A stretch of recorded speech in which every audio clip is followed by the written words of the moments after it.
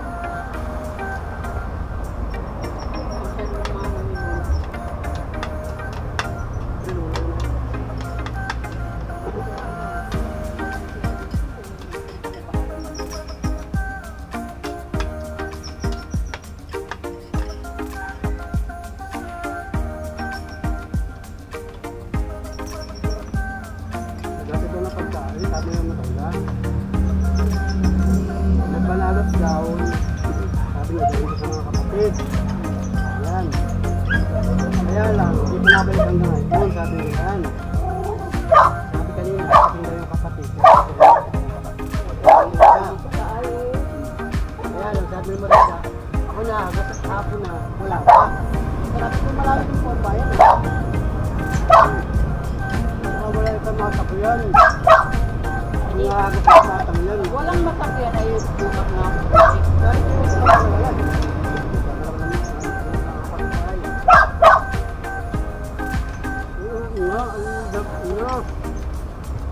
Baka mo ganap ko ako masakyan. Ito sa ulo ng batang yan. Dapat hindi niya binayaran ka na niya. Magkala doon. Hindi pa masahin lang. Hindi pa masahin naman yun. Kaya na ako nagagat-gat na. Hanggang wala pa. Sabi na ba alasin ko pala ako? Sabi ko.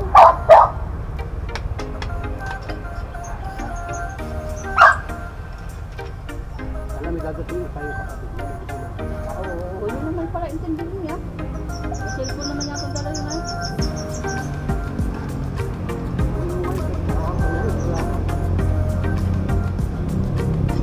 Baka kumapani.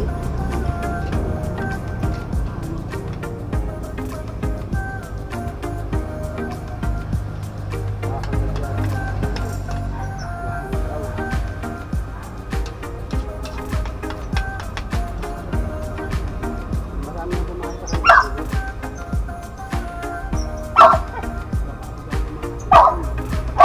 Bakit ayaw nila tawagan? Mapupunta pa lang ng tingay, di ba naman yung espada na ay? Dapat nila, kung dapat hindi nila. Masusang dala doon. Yung pagbiyahe pa lang ay kalating oras na. Kaya nila ang pagpintuhan, ang pagpabalik. Dahil naman yung bigay ko dito na rin.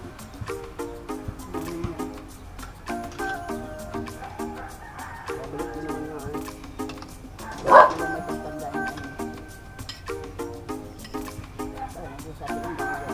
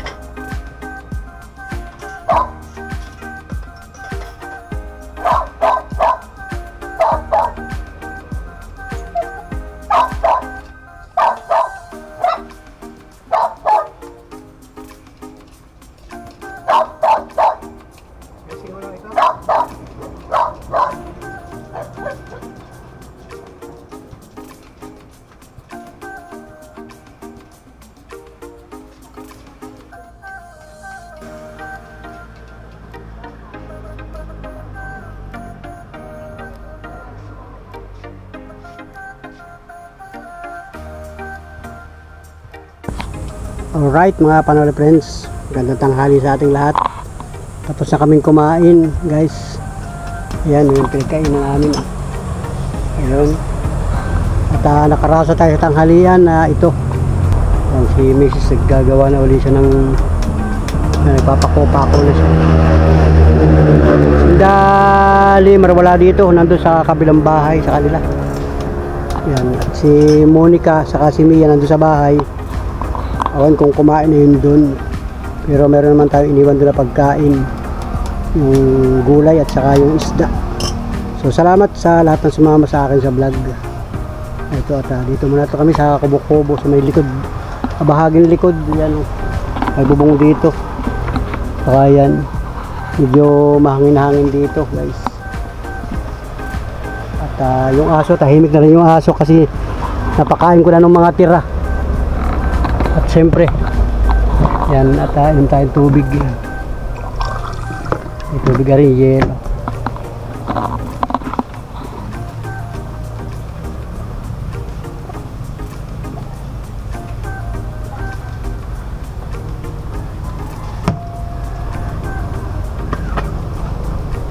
Dito kami kumain guys.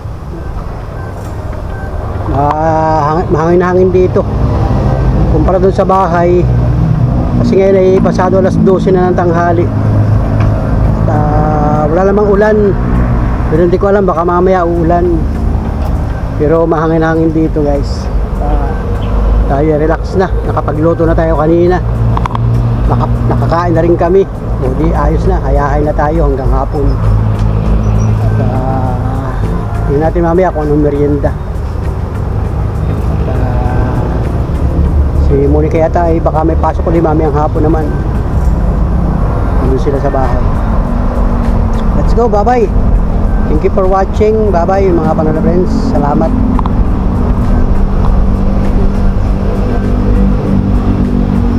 Gagawa ng parol. Ngayon ay June na. Malapit na naman ang gawa ng parol pagdating ng Pasko.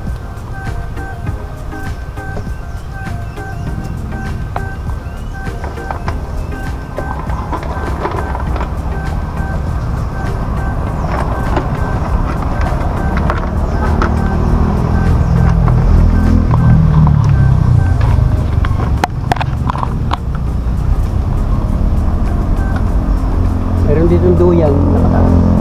Hindi pwedeng ibaba, may ginagawa dito. Masarap dito magpa-unat-unat. Medyo malilo mga punong kahoy. Daming punong kahoy dito.